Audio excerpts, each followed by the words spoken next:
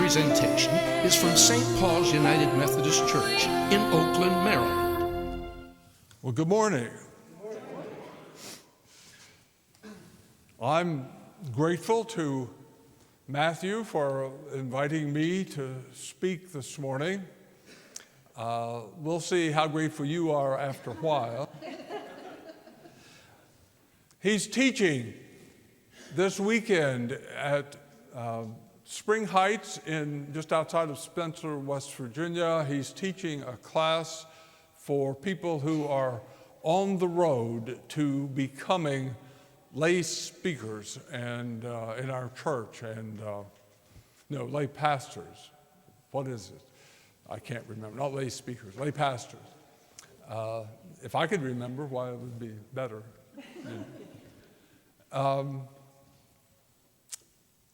I'm just so glad that he's here. I hope you are too, that he and Melissa are here, and I'm just amazed at the work that they do, and he's just something else for us. And I hope he can stay here a long time because I do like him a lot. That may or may not be the case. I don't know. Nobody knows for sure. But I'm hoping that he will be here. He is a good man. And so I hope you will understand that and that you will respect that. I'm sure you do. Shall we pray? May the words of my mouth and the meditations of our hearts be acceptable in thy sight, O Lord, our strength and our Redeemer.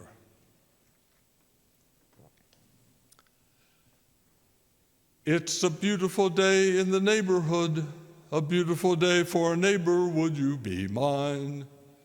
Could you be mine? I hope you recognize that. The opening theme song to Mr. Rogers. Have you all seen that? I'm looking at the young people, may not have seen that. He's been off the air now for quite a while, but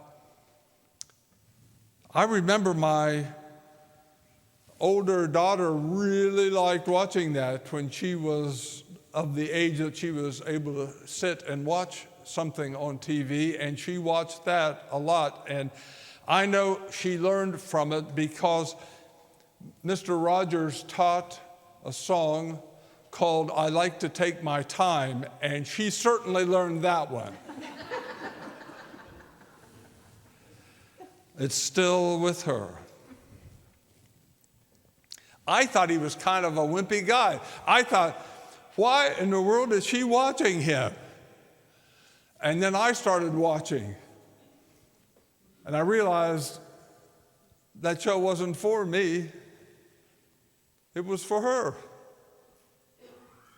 It was for children. And he did that for a long time. Well, he starts asking, would you be my neighbor? And the same question that I would have is the same question that the lawyer had of Jesus. Well, who is my neighbor? You know that story. The Good Samaritan. People who aren't even in the church. People who have never grown up in the church. People who, I don't know, just never made it. Know the story of the Good Samaritan. We even have Good Samaritan laws. The Good Samaritan. The man walking down the road between Jerusalem and Jericho, and some robbers hit him and take all of his money, take everything, beat him up. He's bloody and bruised and on the side of the road, and along comes a priest, and he looks at him and might have done something, but if he touched him because he had blood on him, he would be considered unclean, and so he would have to go through a cleansing process, which took a long time to get finished, and he did that. If he did that, he wouldn't be able to be the priest, and so he goes on. And then the next person to come along was a lawyer. Well, you know how lawyers are. He didn't want anything to do with it. And then this Samaritan, a businessman more than likely, going on his way down to Jericho, and well, you know, he takes oil and wine. That's all they had to deal with, and put it on his wounds and bandaged him up and put him on his animal, it says, and took him to an inn and paid the innkeeper to take care of him until this man could come back, and he would then finish up what payment needed to be done. And he was a Samaritan. Wow. We don't quite understand how awful that was. A Samaritan in that day in Jerusalem was totally hated, and people didn't want anything to do with a Samaritan. Well, people have heard that story before. They've heard it often, and you had to learn it someplace, and there was a Sunday school class, and the teacher, small children, the teacher was going on in great detail and giving great, gross descriptions of what this Samaritan looked like, beaten and bloody and on the side of the road. And she went into such great detail that she got the kids' attention. And then she said, well, what would you do if you saw a person lying beside the road all wounded and bleeding? And one little girl said, I think I'd throw up.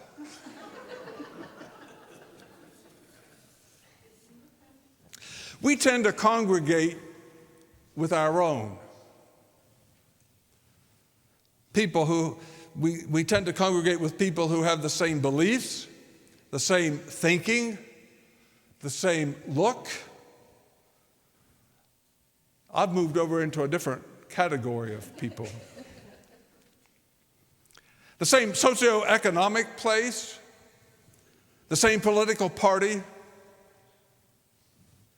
Will Willimon, in his recent book, Fear of the Other, suggests that the other is whoever is not like us or our group. The other is also God, he writes, who we are not like. We are not like God, nor is God like us. You know, church isn't always comfortable. I'm not talking about the pew cushions, although those are pretty good ones. God keeps pushing the envelope, pushing us toward his kingdom. He does that by forcing us to move toward the other, the one not like us. I want you to hear that story, that question. Who is my neighbor? And how Jesus turns the question around. It's not who is my neighbor, it's who am I a neighbor to? Church is uneasy with that question. Will Willimon, who wrote the book, is a retired bishop, United Methodist bishop, and he is a professor emeritus at Duke Divinity School, and he was asked by somebody what the difference was between being at Duke Divinity School and being a bishop. And he said, well, when I was at Duke Divinity School, I got to help say who was going to be a student here. And you know, all the people that I tried to get in were like me. And it worked. He said, but if you're in the local church, he says, we pastors are forced to work with anybody whom Jesus drags in the door. I would say that differently. I'd say we were forced to work with anybody outside the doors of the building whom Jesus drags us to.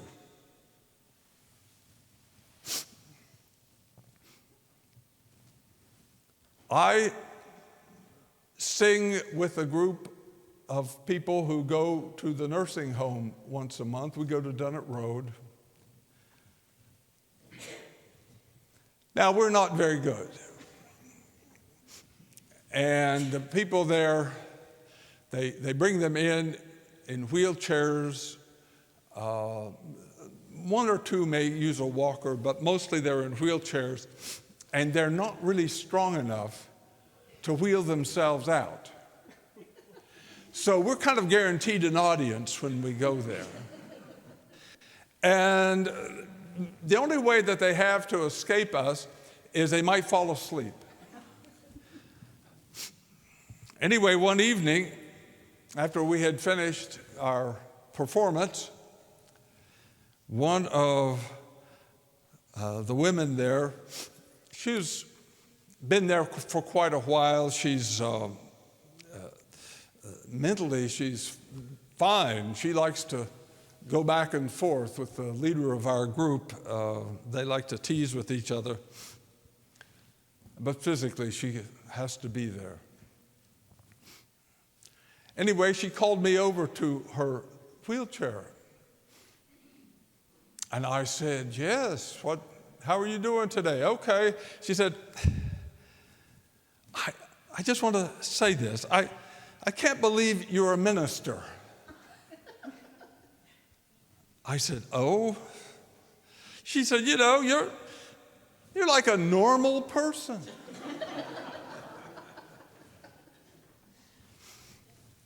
I know what she means. Some clergy are Pharisaical or Levitical. Sometimes I am too. It's hard for them and me to be a neighbor. Such egos we have. Of course, there's always the opposite. It's egotistical, but it's trying to take the spotlight away. The minister was standing at the door at the end of the service, and the people were coming out, and this one lady came up to him and said, that was a good sermon, thanks. And then he said, with all false modesty, well, it wasn't just me, you should thank God. And she looked at him and said, well, it wasn't that good.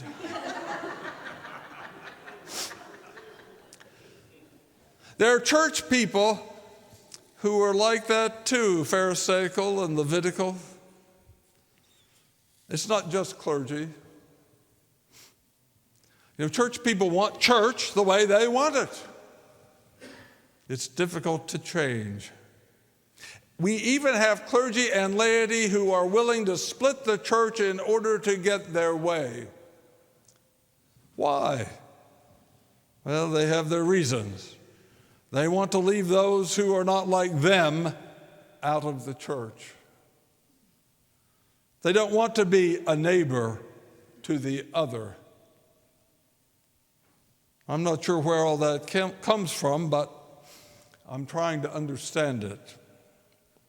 I pray for them. I pray for the United Methodist Church. I hope you do too. We get rule-bound to the point that we forget about the people. We forget to ask, who are we to be a neighbor to? And how are we to do it? John Wesley, the founder of the Methodist movement, had 3 general rules: do no harm, do good, attend to all the ordinances of God. And then when he started writing about do good, he wrote this: do all the good you can by all the means you can, in all the ways you can, in all the places you can, at all the times you can, to all the people you can, as long as ever you can. Who? Who are we to be a neighbor to?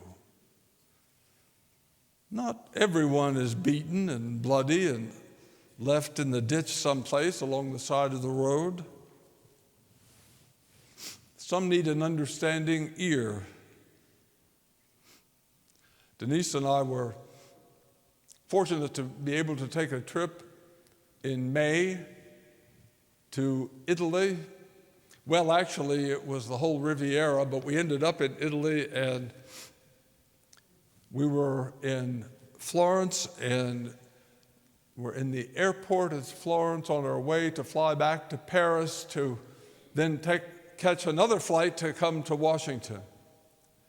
And the flight to Paris, you didn't see too much unless you were on the right side of the plane. You could see the Eiffel Tower, but I was not on that side of the plane, so I had to hear somebody else tell me about it. But anyway, we were there in the airport waiting. It was a small area, and we got, it was like a snack bar kind of thing. We hadn't had breakfast, so we got something to eat and coffee, and this young woman invited us to sit down at the table. Rather, I think we invited her to sit with us because there was just weren't many places. And so we started talking, and she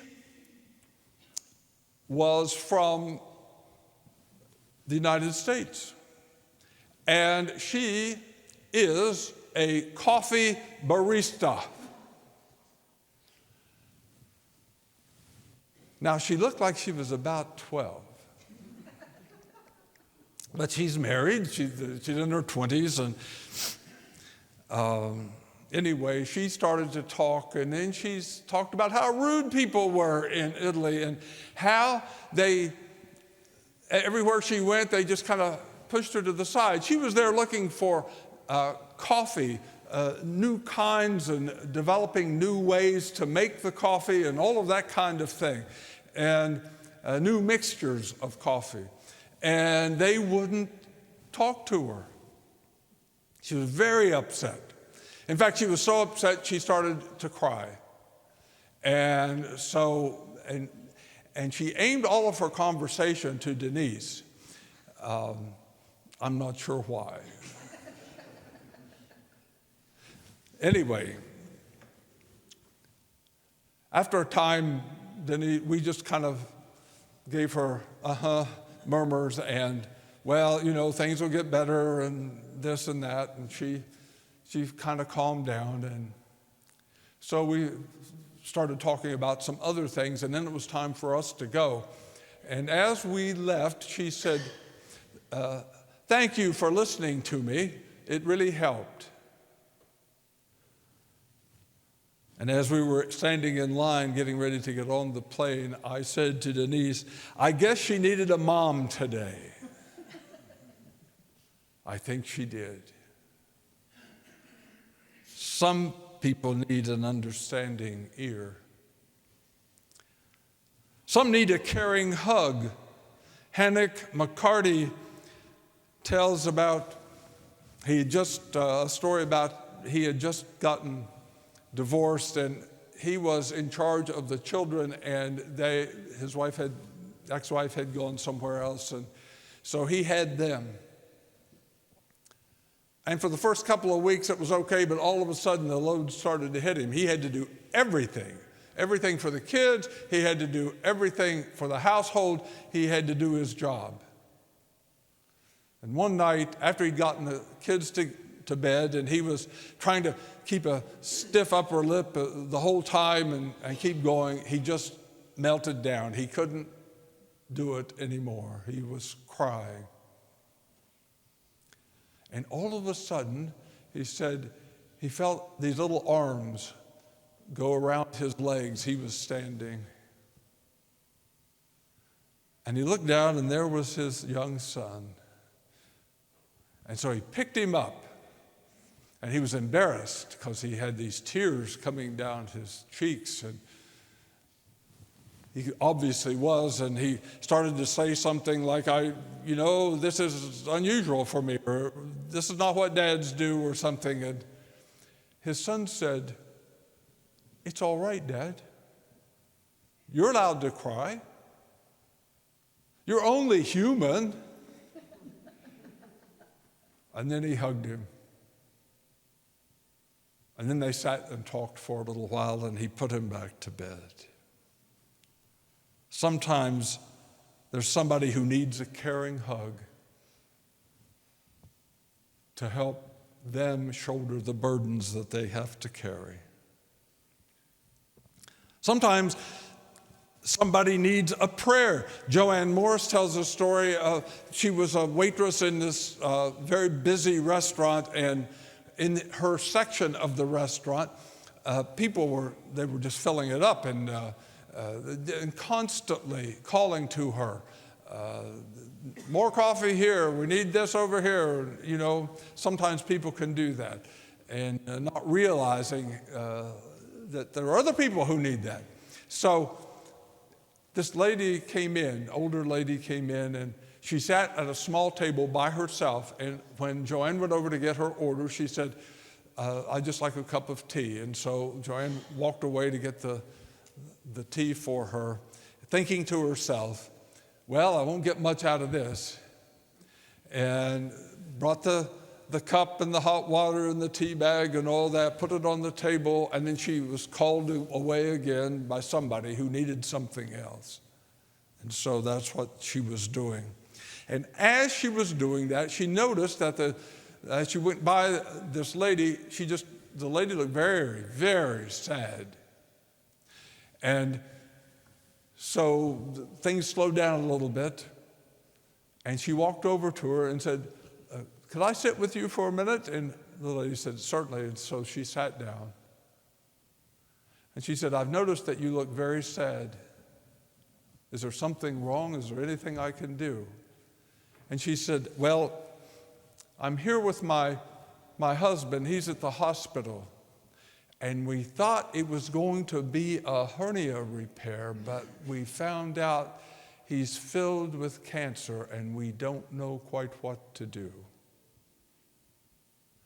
And so they sat for a moment.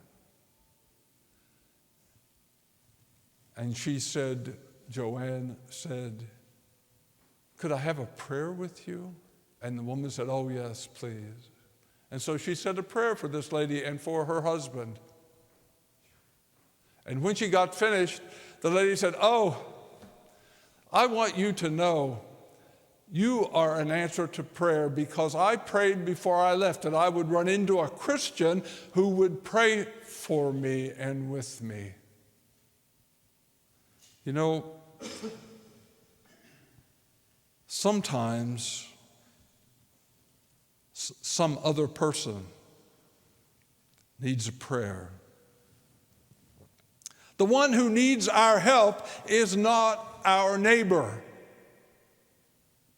Let me say that again. The one who needs our help is not our neighbor. We become the neighbor when we help.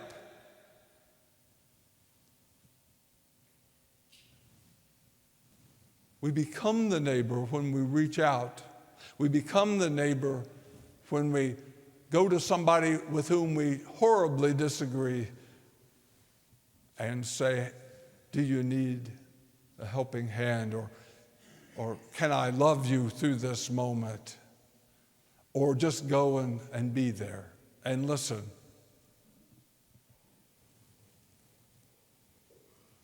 We become the neighbor when we help.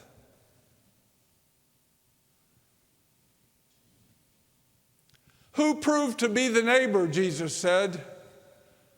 The one who cared. Then Jesus said, go thou and do likewise.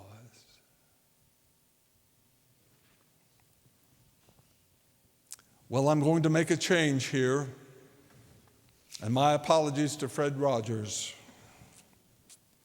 It's a beautiful day in the neighborhood, a beautiful day for a neighbor. Could I be yours? Could I be yours? Shall we pray?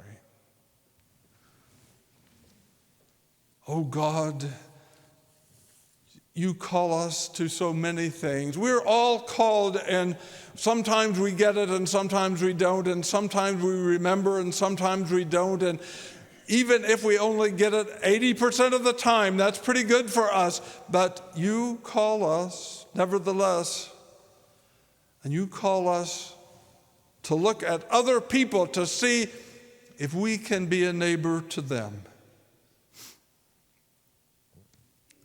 Oh God, we pray that you will open our hearts. Open our hearts to those with whom we disagree. Open our hearts to those with whom we are not like. Open our hearts to those that other people have shoved to the side.